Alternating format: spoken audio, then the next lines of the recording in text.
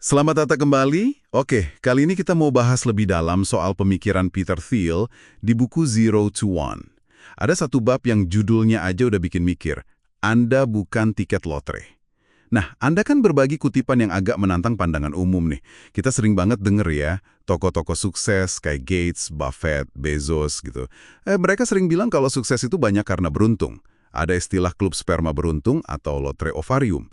Tapi Thiel ini kayaknya punya pandangan lain soal peran keberuntungan dibanding katakanlah rencana atau skill. Nah, misi kita sekarang ini, kita coba bedah argumen Thiel ini.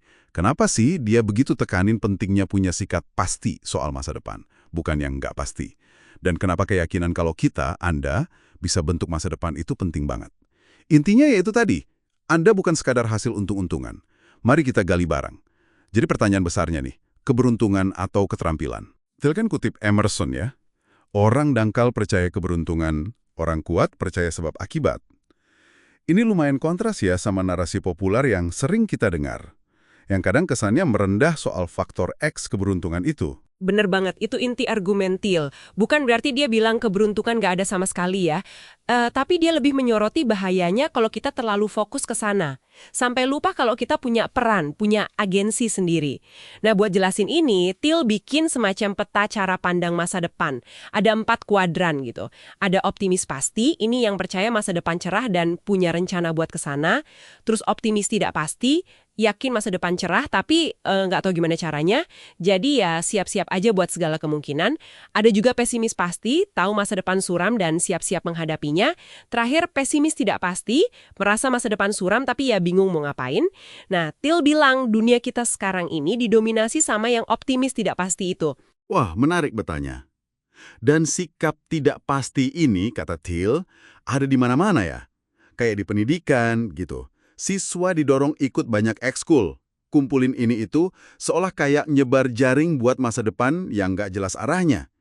Di keuangan juga, katanya dana besar sering cuma muter cari untung jangka pendek, bukan buat bangun proyek gede yang fundamental.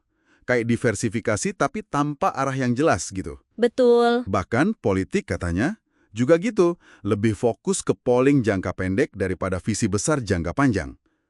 Jadi kayaknya susah bayangin ada rencana besar lagi zaman sekarang. Iya, bener. Dan itu beda banget sama era yang Thiel sebut optimisme pasti. Itu kira-kira abad 17-1960-an lah.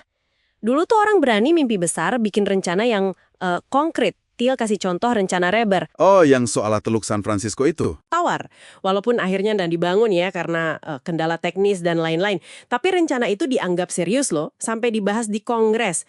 Nah, mentalitas kayak gini menurut Thiel yang melahirkan kemajuan besar. Lompatan dari 0 ke 1. Keyakinan kalau masa depan itu bisa diciptakan, bukan cuma ditunggu atau dihadapi pasrah. Iya. Beda banget ya rasanya. Nah, kalau kita tarik ke konteks sekarang, mungkin buat Anda yang lagi bangun startup atau punya proyek pribadi. Phil kan bilang, startup itu tempat paling pas buat menerapkan mentalitas pasti ini. Kuncinya, kita harus nolak apa yang dia sebut tirani kebetulan. Maksudnya, gagasan kalau hidup kita ini ya isinya cuma faktor acak aja yang di luar kendali kita. Disinilah kutipan utamanya jadi penting banget. Anda bukan tiket lotre. Ini bukan cuma kata-kata penyemangat biasa. Tapi ini argumen inti bahwa rencana, tindakan sadar, itu dampaknya jauh lebih gede daripada yang kita kira. Ini nyambung juga kan sama konsep power law? Betul sekali. Konsep power law ini penting, sederhananya gini, ini prinsip di mana sebagian kecil aja dari input atau usaha itu bisa menghasilkan mayoritas output atau hasil. Contohnya di investasi, mungkin cuma 1 atau 2 keputusan investasi yang benar-benar bagus, itu bisa nentuin hampir semua keuntungan portofolio Anda. Jadi, daripada nyebar sumber daya tipis-tipis ke banyak hal, kayak beli banyak tiket lotre berharap salah satu nyantol, nah ini strategi tidak pasti. Mending fokus ke beberapa peluang kunci yang udah direncanain matang. Ini strategi pasti. Jadi, kalau kita terlalu ngandelin semoga beruntung, kita malah jadi malas bikin rencana yang berani gitu ya. Malas kerja keras buat wujudinnya. Bisa jadi begitu, sikap yang terlalu pasrah sama kebetulan itu bisa bikin kita jadi pasif, kurang inisiatif. Thiel bahkan lihat ini di kalangan investor venture atau VC. VC terbaik itu katanya nggak asal sebar investasi kayak beli lotre. Mereka itu pasang taruhan yang terkonsentrasi.